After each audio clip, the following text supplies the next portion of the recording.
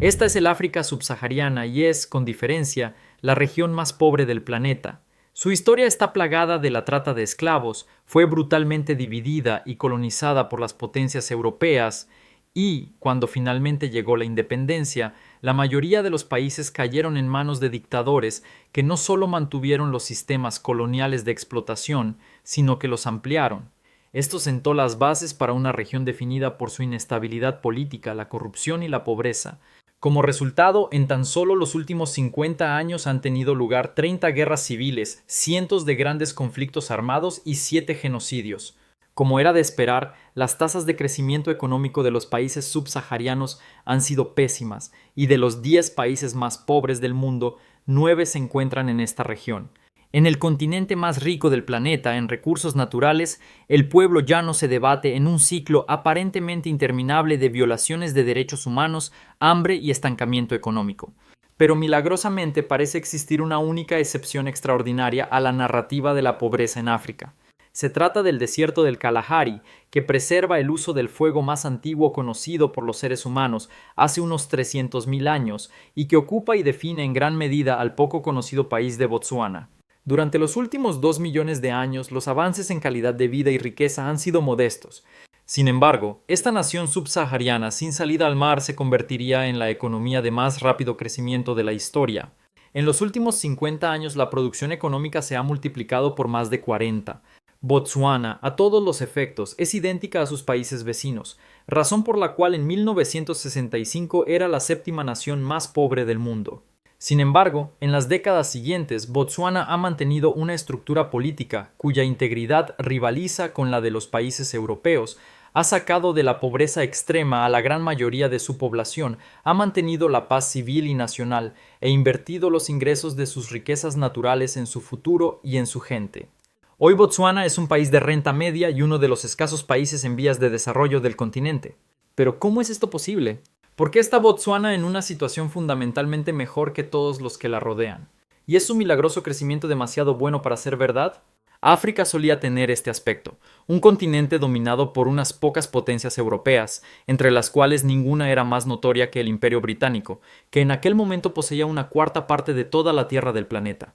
En 1885, Botsuana, o como se llamaba entonces Bechuanalandia, se convirtió en un protectorado del imperio. Pero, curiosamente, no fueron obligados a integrarse en el imperio como la mayoría de los demás territorios, sino que fueron los propios jefes nativos del pueblo conocido como los Tswana quienes suplicaron a Gran Bretaña ser incorporados. El pueblo Tswana llevaba un siglo defendiéndose de la incesante migración de los boers holandeses hacia el interior de África. Por ello, se consideró que convertirse en un protectorado del Imperio Británico era el menor de dos males y frenaría una mayor invasión europea.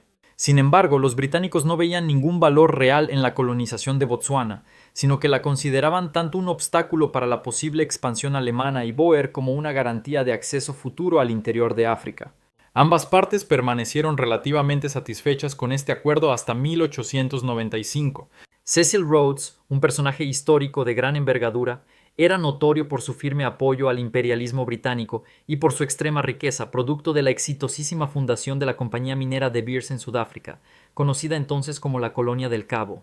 En 1889, Rhodes fue elegido primer ministro de la Colonia del Cabo, donde utilizó su descomunal fortuna personal, su influencia y su poder político para expandir el imperio británico hacia Rodesia, que comprende la actual Zambia y Zimbabue, y que su otra empresa, la Compañía Británica de África del Sur, administraría personalmente. Las miras de Rhodes se posaron entonces sobre Botsuana. Los jefes Tswana sabían que el dominio de Rhodes causaría devastación y explotación extrema, como había ocurrido en Rodesia. Por eso, el 6 de septiembre de 1895, los jefes africanos de 3 de las 8 tribus Tswana desembarcaron en la costa sur de Inglaterra. Su misión era sencilla, querían salvar sus tierras siendo incorporados bajo el control directo de la corona, en lugar de convertirse en propiedad personal de Cecil Rhodes. Los jefes recorrieron Inglaterra recabando apoyos mientras Rhodes llevaba a cabo un asalto armado contra la República Boer del Transvaal, a pesar de las enérgicas objeciones del gobierno inglés. Este enfrentamiento entre Rhodes y la corona, junto con el creciente apoyo popular, culminó en que Botsuana se convirtiera en una colonia oficial del Imperio Británico. Los jefes Tswana acordaron una mayor supervisión británica y permitieron la construcción de un ferrocarril desde la colonia del Cabo hacia el interior de África. No obstante, los jefes Tswana seguirían gobernando a su propio pueblo prácticamente de la misma manera que antes. Dado que los británicos no consideraban las tierras de Botsuana de gran utilidad más allá de ser un glorificado trazado ferroviario, la intervención y por tanto la explotación colonial significativa nunca afectaron realmente a Botsuana. Al protegerse de cualquier nueva explotación colonial, los jefes Tswana preservaron algo de una importancia incalculable: su propio sistema de gobierno. Los jefes regían la tierra bajo el lema que se traduce aproximadamente como «El rey es rey por la gracia del pueblo». Los jefes Tswana gobernaban el territorio, pero debían hacerlo teniendo en cuenta los deseos y necesidades de la población general. Las asambleas eran frecuentes y fundamentales para el funcionamiento de las tribus. Eran espacios donde la población podía expresar sus quejas, debatir disputas y discutir la aplicación de nuevos impuestos y políticas. Todos los hombres, independientemente de su condición, eran animados encarecidamente a expresar su opinión, y no era raro que los deseos de un jefe fueran rechazados por la opinión pública. Con la conjunción de la historia y un poco de suerte, estas instituciones democráticas sobrevivieron al dominio británico. Y aquí reside la primera gran divergencia entre Botsuana y el resto del África subsahariana, que vio cómo se implantaban sistemas de explotación extrema que destruyeron cualquier marco preexistente de estructuras políticas justas y de confianza general. Cuando Botsuana obtuvo la independencia en 1966, incluso a pesar de la escasa explotación colonial que había sufrido, seguía siendo la séptima nación más pobre del mundo. Solo contaba con 12 kilómetros de carreteras pavimentadas y únicamente 22 personas habían logrado graduarse en la universidad. La mayor parte del país es desierto árido y solo alrededor del 14% es apto para la agricultura. La ausencia de ríos navegables o acceso al océano encarecía los costes de transporte y, para colmo, estaba rodeada casi por todos lados por naciones abiertamente hostiles hacia los países africanos independientes gobernados por personas negras. Sobre el papel, Botsuana era el candidato perfecto para ser una nación pobre. Sin embargo, se convertiría en la economía de más rápido crecimiento del mundo y tendría el mayor ingreso per cápita de cualquier nación subsahariana. ¿Pero cómo? Todo comenzó con el rápido desarrollo de sistemas políticos y económicos justos y democráticos inmediatamente después de la independencia. Esto fue respaldado por tres grandes fuerzas. La primera, una historia de jefes responsables y condicionados por los deseos de la población. La segunda, la escasa intervención europea significativa. Y la tercera, que las élites también estaban a favor. Para 1965, la economía de Botsuana estaba dominada por la ganadería, controlada casi en su totalidad por los propios jefes y un pequeño grupo de prósperos ganaderos. Por ello, en el momento de la independencia era de interés para ellos que se establecieran derechos de propiedad sólidos y fiables, piedra angular fundamental de cualquier economía moderna exitosa. Estos sirvieron de base para la posibilidad del éxito postcolonial, pero en última instancia dependió de la suerte de contar con un gran primer presidente. Seretse Khama, hijo de un jefe educado en Europa, dedicó su vida a la construcción de una Botsuana estable y democrática. Podría haber usurpado fácilmente el poder para proclamarse dictador, como hicieron muchos otros líderes africanos tras la independencia, pero mediante una serie de políticas puso a Botsuana en el camino de la prosperidad económica y social. Entre ellas figuraba la de ir transfiriendo gradualmente el poder oficial de los jefes al Estado, restando importancia a la identificación tribal. Esto, junto con el hecho de que solo se enseñara Setswana e inglés en las escuelas, moldeó a una población muy diversa en un único pueblo unido.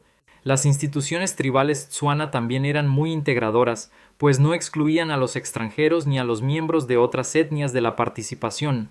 Todos estos factores permitieron a Botsuana evitar en gran medida los graves problemas étnicos, tribales y culturales que han azotado África durante siglos. Casi de inmediato tras la independencia, Botsuana contó con sistemas de democracia sólidos y estables. Entonces ocurrió.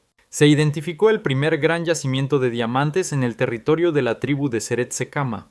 Sin embargo, Khama tomó una decisión increíblemente importante y moral. Transfirió todos los derechos mineros del subsuelo al Estado, en gran medida a expensas de su propia tribu. Esto significaba que toda la extracción de diamantes correría a cargo del Estado y que los ingresos se destinarían a la consolidación del Estado y a la centralización política. Con el tiempo se descubriría que Botsuana alberga la segunda mayor reserva de diamantes del mundo y que son de la mejor calidad del mundo. Unido a una pequeña población de 2,4 millones de personas, es fácil imaginar la inmensa riqueza en recursos de que dispone Botsuana. Con esos ingresos invertidos en el gobierno para el desarrollo, esta es la razón principal de los excelentes datos educativos de Botsuana. La cuarta tasa de alfabetización más alta de África, una tasa de escolarización infantil del 91% y algunas de las mejores infraestructuras de toda la región. La riqueza diamantífera también consolidó la estabilidad política, ya que la enorme abundancia de ingresos generados hacía que cualquier intento de hacerse con el poder fuera muy arriesgado, puesto que el statu quo ya era muy lucrativo. Para asombro del mundo, Botsuana fue capaz de utilizar sus ingresos por recursos en beneficio de su pueblo, manteniéndose al mismo tiempo como el gobierno menos corrupto de África, y por ello es preciso describir el desarrollo de Botsuana como un milagro. Pero Botsuana no está libre de peligros y, a pesar de todo su esplendor, esconde aspectos más preocupantes. Aunque no parece que, al menos en un futuro próximo, Botsuana vaya a quedarse sin diamantes, tarde o temprano ocurrirá. Botsuana ha logrado evitar en gran medida la maldición de los recursos que han sufrido países como la República Democrática del Congo, Venezuela y Angola, pero sigue padeciendo la dependencia de una sola industria. El 89% de las exportaciones son diamantes, el 25% del PIB proviene de la minería de diamantes, el 50% de los ingresos del gobierno y prácticamente todo el crecimiento ha dependido de la expansión y el aprovechamiento de los beneficios del sector diamantífero. Este es un problema grave y de difícil solución. En los últimos 20 años se han emprendido múltiples intentos de ampliar otros sectores de expansión económica con escasos o nulos resultados. Sencillamente no resulta económica ni políticamente ventajoso intentar desengancharse a corto plazo de la droga que han supuesto los diamantes. La economía de Botsuana es como un enorme carguero, puede girar y esquivar obstáculos, pero solo se inicia ese giro con mucha antelación al peligro potencial. En este caso, ese giro representa la transición hacia un modelo de crecimiento económico más sostenible, invirtiendo en una industria manufacturera y de servicios más productiva. Pero eso implica renunciar a la prosperidad a corto plazo, algo muy difícil de llevar a cabo en cualquier democracia. Y este no es el único problema. Con una enorme riqueza concentrada en un solo sector, es natural que esa riqueza se acumule en la cima de la sociedad. Aunque la mayoría de los habitantes de Botsuana vive mejor que el ciudadano subsahariano medio, todavía existe un elevado porcentaje de la población que vive en la pobreza. De hecho, aunque los estudios sobre la desigualdad no son perfectos, han situado a Botsuana cerca del extremo más alto de la lista. Esto se debe principalmente a que el crecimiento de los ingresos ha sido disfrutado casi exclusivamente por quienes trabajan en los sectores minero o gubernamental. El 65% de la economía está relacionado con los servicios, lo que puede parecer positivo a primera vista. Sin embargo, estos servicios se definen por actividades empresariales de baja productividad que no tienen potencial para un crecimiento o un empleo significativos. Botsuana es un gran éxito según los estándares de su región. Ha asombrado al mundo con su inmenso crecimiento, su estabilidad institucional y su fantástica gestión de la riqueza mineral, pero aún no ha realizado la transición definitiva hacia un modelo de crecimiento económico sostenible y todavía tiene mucho margen de mejora a nivel social.